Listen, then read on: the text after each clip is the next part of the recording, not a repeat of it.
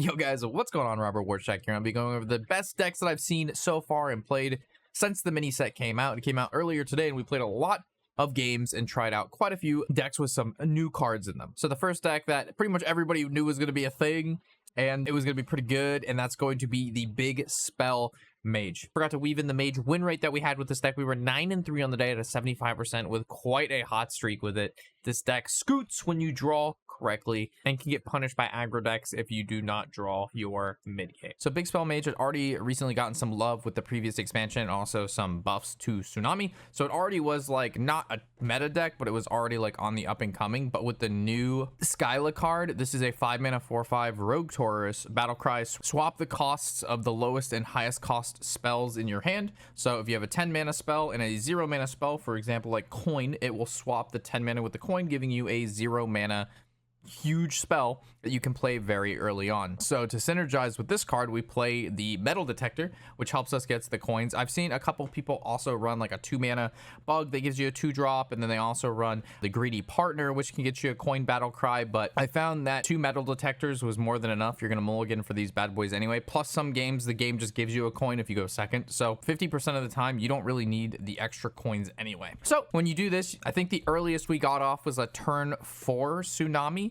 because you're able to play your Sea Shill on turn 3, and then turn 4 you actually play the Skyla, and then you go ahead and play Tsunami alongside your Skyla on turn 4, which is quite disgusting, and you'll see us do quite a few times in these games. From there, if a turn 4 Tsunami wasn't enough, you can play the Conniving Command the following turn, and this is replay the last card you played from another class that's non-rogue, which means that's going to be Tsunami. So you get a 4-mana 4/4, and then he's just going to recast Tsunami for you, or your Sunset Volley, whatever you're doing. He can also recast minions like Norgan, which is pretty sick. So Conman in this deck was actually just insane, and this deck performed even though we have like no early game. As long as you can get the setup with the Sea Shanty Metal Detector, or even the King Tide combo or Skyla, the middle game around turn 4 to 6 you're just gonna be playing Sunset Volleys non-stop or your Tsunamis. So Big Mage, a really serious and pretty fun deck. Next we have the Highlander Shaman. This is the list that No Hands was playing today and he had a lot of success with. He's playing a pretty high legend and it looks like a lot of fun. It runs the new Turbulus card with the 4-mana 3/4 Hunter Taurus battle cry. Give 1/1 to all other battle cry minions in your hand, in your deck, and on the battlefield, which is huge because it just covers everything and it immediately impacts it.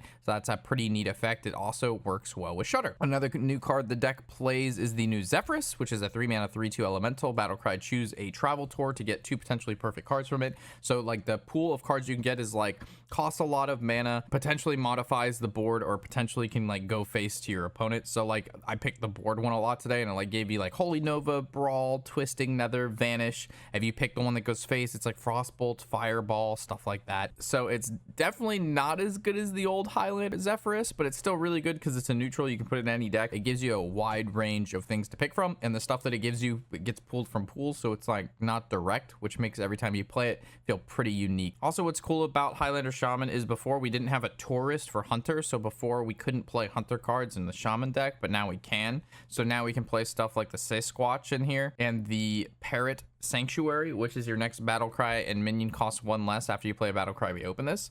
Since most of the cards in this deck are all battle cries, this is pretty freaking good. This deck isn't like super flashy with like crazy combos, but it is a really fun control deck that has an immense amount of value into it. So if you like control and you like Highlander decks, this is definitely a solid pick for you. Moving down to the Tempo Demon Hunter I was playing today, a new card that came out was the Spirit Peddler, which is a 6-mana 6/6 demon rush. Death Rattle, reduce the cost of a random minion in your hand by 6. The Spirit Peddler, when it lands on stuff like Window Shopper, making her 0, and then you play Window Shopper, and then the second card you get from her costs 0, and then you get the 1/1, and then you also just pay 1. So it's like a huge tempo swing with her. If the Spirit Peddler hits her, it's also a demon, so it does get pulled by the Grasp, which is really nice. And then also, even if you don't discount Window Shopper with Peddler, you can still discount stuff like Argus, Magtheridon, Ziliax. There are some smaller cards in the deck, like the Zephyrus, the Instrument Tech, and the Patches, but most of the time those cards are not going to be in your hand anyway. You're probably playing them. But yes, sometimes you will patches and it will get pulled by the grass, but I think patches is so good it's hard not to play them, and you're going to keep them in the mulligan most of the time. So I believe our score with this final rendition of the deck was we were 5-2 with this version. It felt really nice, and some of the turns that we had in this deck with the Window Shopper and the Mag Therodon with the Crimson Expanse was just like so much fun and really, really crazy. So definitely Peddler, very, very solid, and you can do some really crazy things with him when he starts discounting some big boys. So as we know, Hearthstone players' favorite thing is winning at all costs.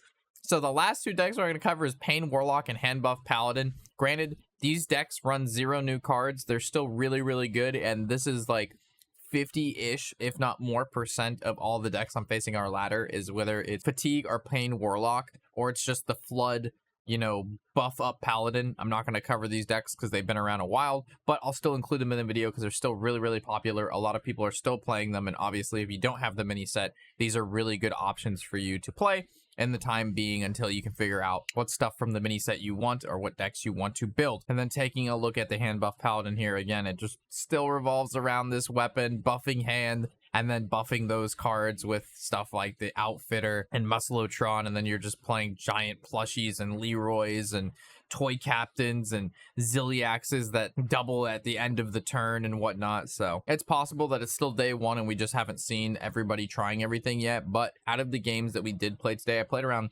about 8 hours of Hearthstone today. I think I played one person using 1 or 2 new cards in their deck. The rest of the players were just playing the previous tier 1 decks. So with that, enjoy the decks and have fun building new decks with the new mini set cards.